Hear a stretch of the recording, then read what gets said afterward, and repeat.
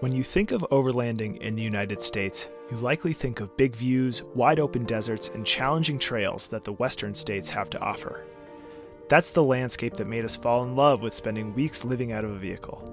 But what has kept us in love with overlanding is not the giant rock formations, technical trails, or big trees. It's the fact that there is most likely a surprise waiting for us around the next corner. And the beauty of our excitement for seeing what's around the next bend isn't geographically tethered. Regardless of the state, we seek new places and experiences. And our recent crossing of the Southern U.S. over a few weeks this winter was full of surprises. Stick around to see us make our way through some less often traveled spots in the Southeast U.S. as we slowly made our way west.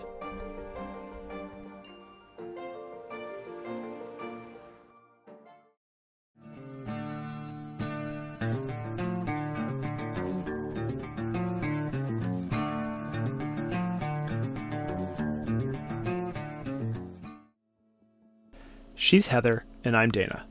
And Bruce is in the middle. We built this custom expedition truck last year, and 3 months ago we sold most of our possessions and moved into it full time. Now, we're traveling the U.S. and beyond on our terms. We last left you after a few months in New England.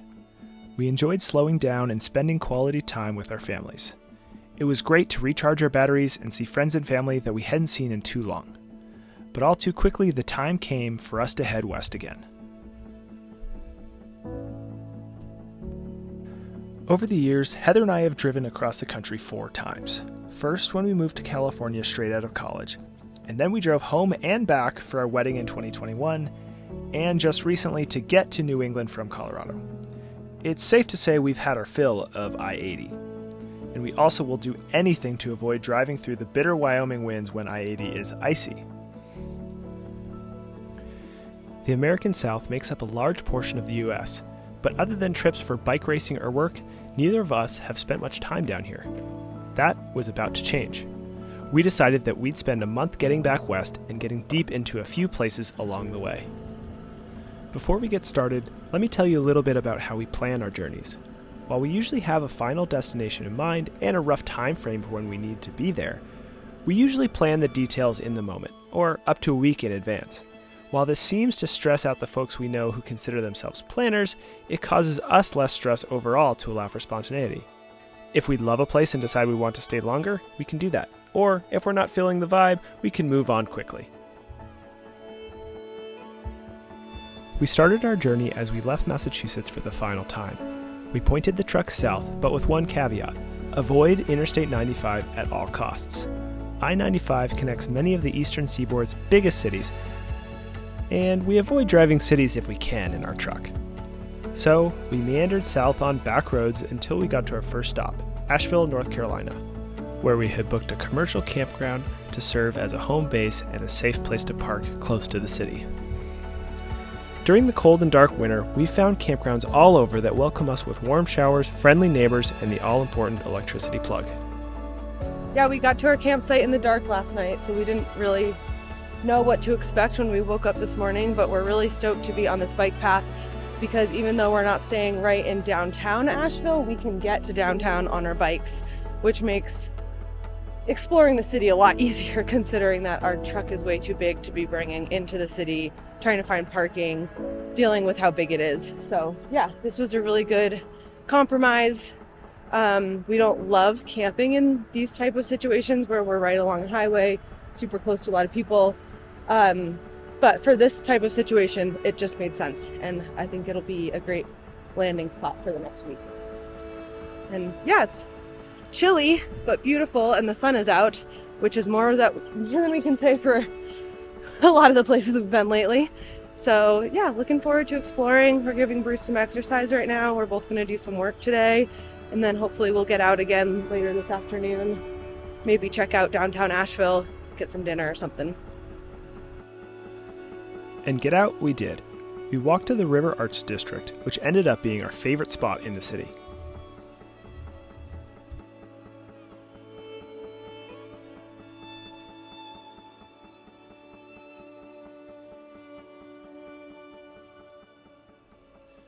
We walked through countless art studios, wishing we had more space for souvenirs.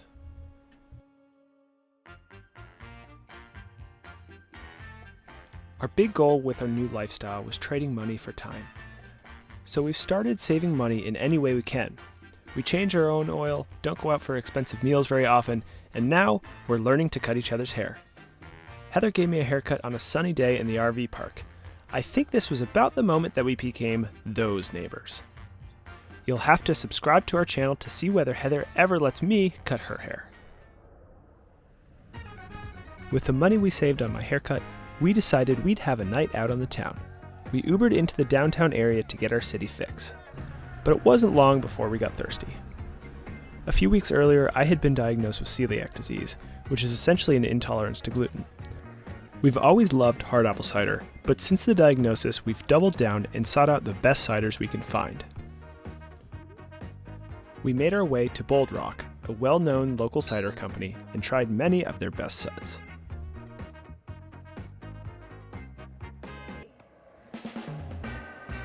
We'd already sampled the local drinks, so all that was left was to sample the trails. The Asheville area is known for its mountain biking, so we headed to Pisgah National Forest to see what all the noise was about. The trails didn't disappoint.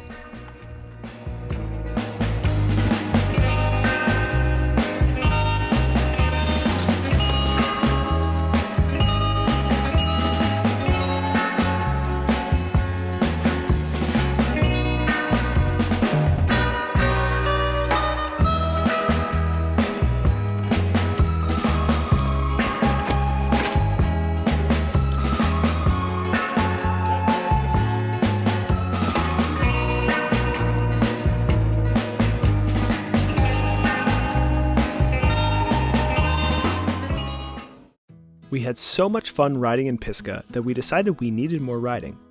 So we packed up the rig and headed west, to a southern state that's recently become known for its mountain bike trails, Arkansas. We drove over a weekend and spent a lovely night in a Walmart parking lot, fitting as Arkansas is Walmart's home state. While Bentonville gets all the notoriety, we were tipped off by one of my coworkers about a spot in the eastern part of the state called Mount Nebo. This historic vacation town is built on the top of a prominent mountain, looking down on the rolling hills surrounding it. The road up was steep and full of switchbacks, which is also what the riding was like. There are dozens of trails zigzagging the mountain, which we enjoyed over a week of staying at the campground here, with basically the whole area to ourselves.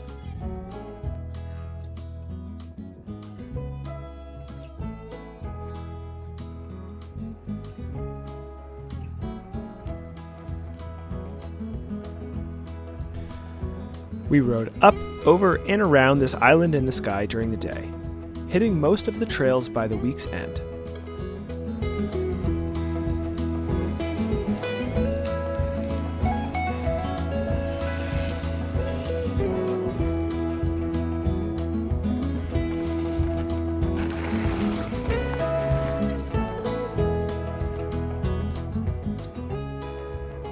On our final night, we sipped wine and watched the sunset and stars come out over a roaring campfire from wood left over by a previous camper. We had really fallen in love with this little place that we had no idea existed just a week earlier.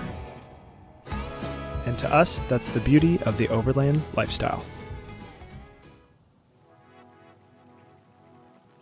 We packed up the truck, taking our time to enjoy being at the top of a mountain with nobody else around, even at a paid campground.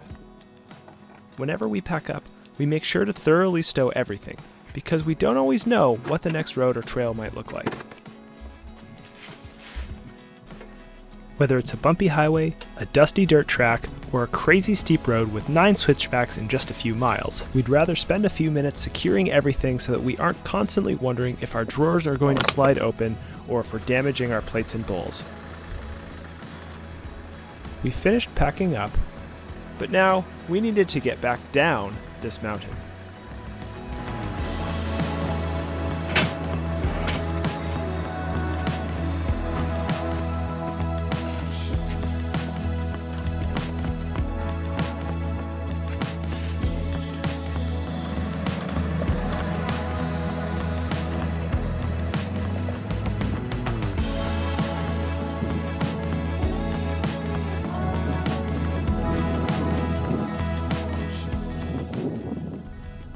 All right, so now we have to go downhill. The road up was pretty gnarly. We were in our lowest gear on the truck, going just a few miles an hour in a certain couple spots on the switchbacks. And so now we have to go downhill. So we've got a lot of weight behind us, so we're gonna take it really slow. Wish us luck.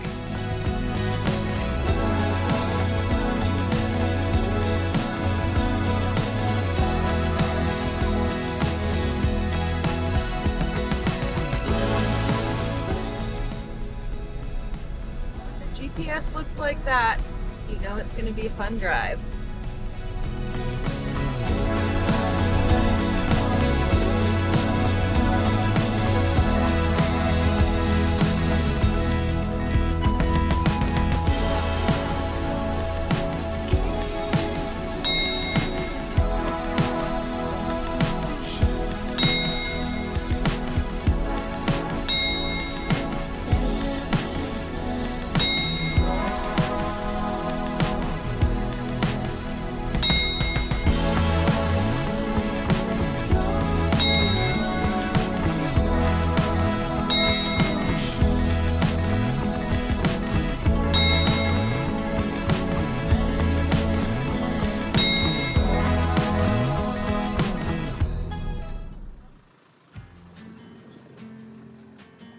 After quelling our motion sickness brought on by the steepest and most curvy paved road we've driven to date, we decided to head to another part of Arkansas that we'd heard about, the Ozarks.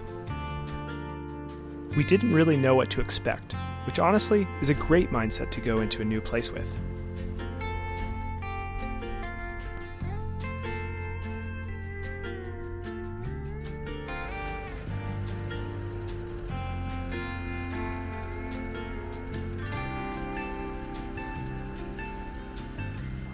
We decided to head down some dirt roads and try to find a hike to stretch our legs.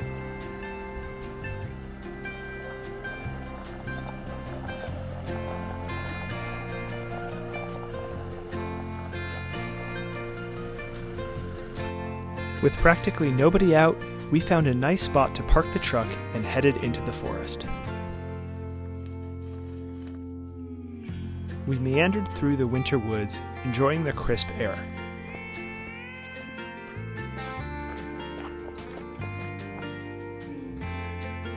While many of the trees had dropped their leaves, there were still pops of color brought by moss, lichen, and rock.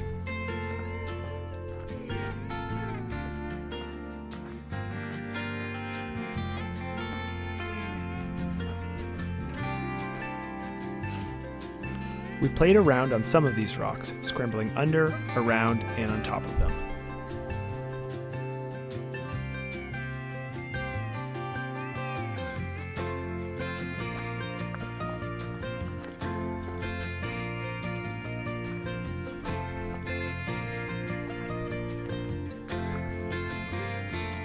We soon came to some nice viewpoints looking out into the valley below.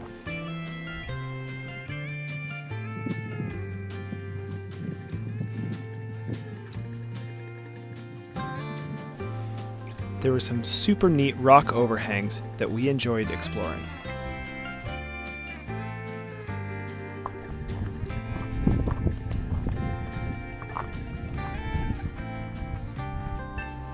Who knew Arkansas would have so many big views?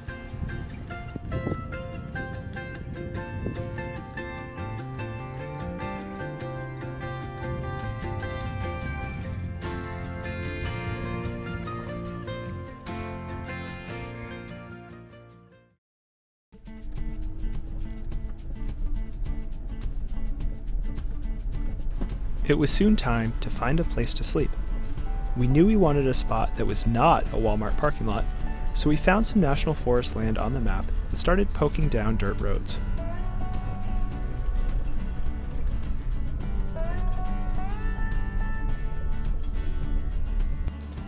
Soon, we were passing suitable places to pull over to sleep.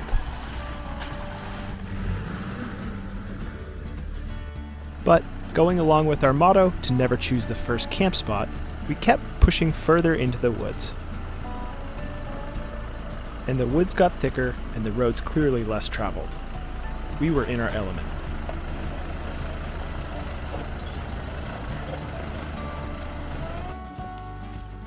We did need to clear out a few dead trees that There had it fallen over the goes. road to allow our 12-foot tall Nice. house to pass through. It's neat thinking that we may be the tallest vehicle that's ever driven this road, or at least in a few years.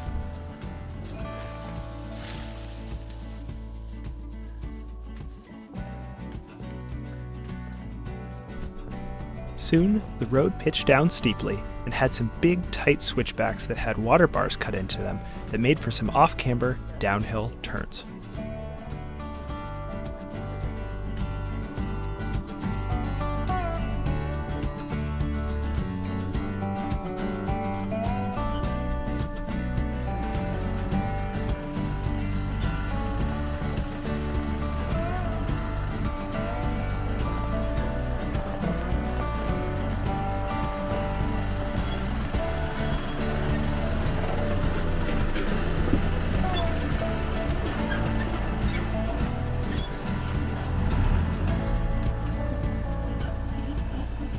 Now, in a Jeep or even a pickup truck, this type of road is pretty easy.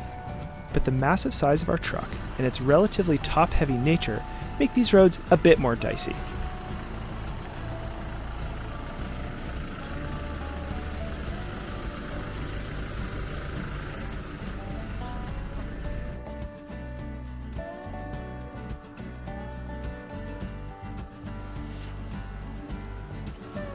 While it was a tiny bit nerve-wracking, we have learned a ton about how to handle these situations. But still, we took it slow and the truck made it look easy.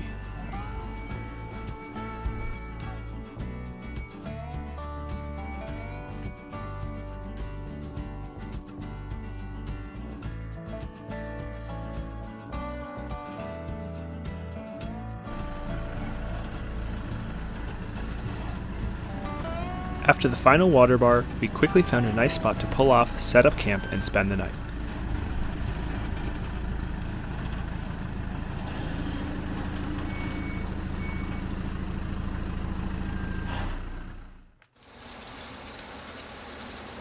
At some point that evening, we woke to the sound of heavy rain pounding the truck. While we learned that the truck thankfully doesn't have any water leaks, we were a bit concerned that the steep road that we drove in on might be a bit more challenging with some water on it. Not to mention any erosion that might have happened from the water. We packed up the truck and locked the hubs in so that we could engage 4x4 as needed. We now had to go up all the switchbacks and water bars that we had descended last night. When things get rough, Heather gets out of the truck in spots while I drive. Alright, you ready? We use our GMRS radios to help communicate. It works way better than trying to yell over the engine noise and the rain. All right, I'm going to be just around the corner when you take a left. Copy.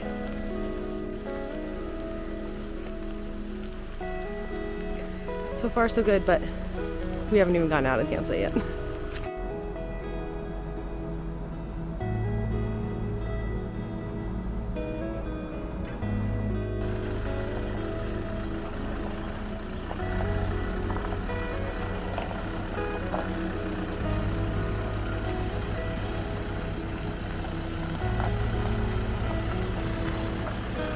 Thankfully, the road was still in good shape, minus a few spots that were beginning to wash out. I engaged 4x4, mainly to minimize wheel spin and trail damage. As always, the truck handled the climb with ease. I am always amazed at how sure-footed it feels.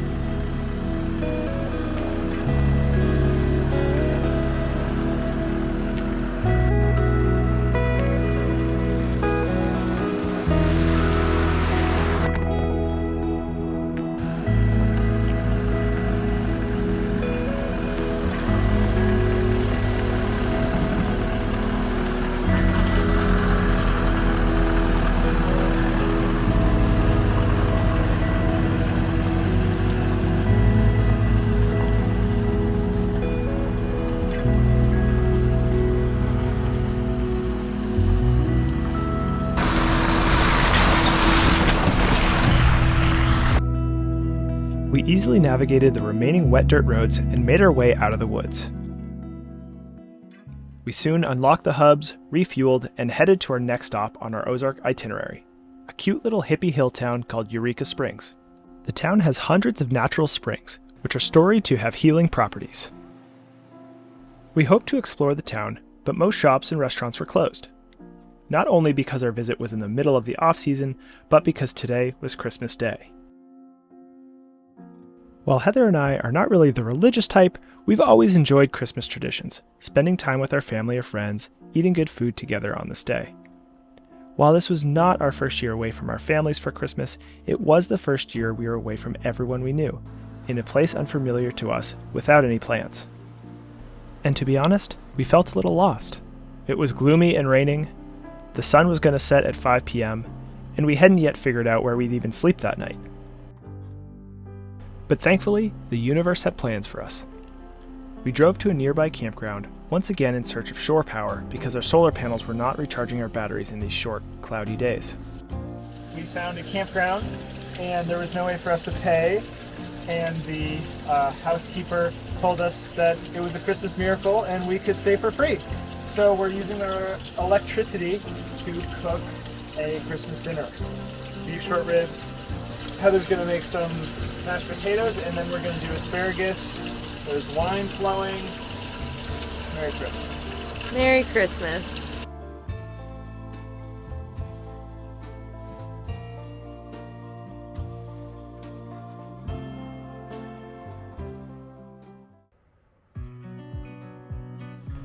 Before we left Arkansas, there was one more place we wanted to see: Bentonville.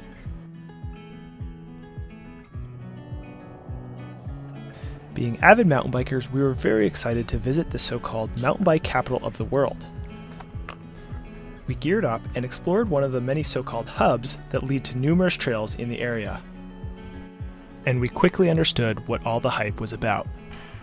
We desperately wanted to explore more of the trails around Bentonville, but Mother Nature had other plans for us. The storms that we had mostly been successful running from had finally caught up to us, and winter weather was threatening. Hello from Bentonville, Arkansas. We spent the day here. We just had a wonderful Mexican dinner. We got out for a mountain bike ride earlier today. We braved the cold. It wasn't very warm and it was a little bit wet. And unfortunately, tomorrow looks wetter and colder, and the next day is not any better. So I think we're gonna move on from Bentonville, unfortunately, even though we were hoping to spend a few more days here. Just the weather didn't work out for us, and we're dying for some sun. Yeah, give us the desert. I don't know, it's hard because these are all places that we really wanted to check out and spend some good time in, and more than just passing through. But the bad weather seems to be following us, which I guess shouldn't be surprising in December. But yeah, I think we're ready for some sunshine, and the desert at least usually provides that, even if it's not going to be hot. Yeah. All right, so we're going to put a few hours in, hopefully get maybe through Tulsa or past it. It's only about 2 hours away, so for us 2.5, 3 hours. Get somewhere and just sleep, and then we're going to drive tomorrow while it's cold and potentially raining and snowing.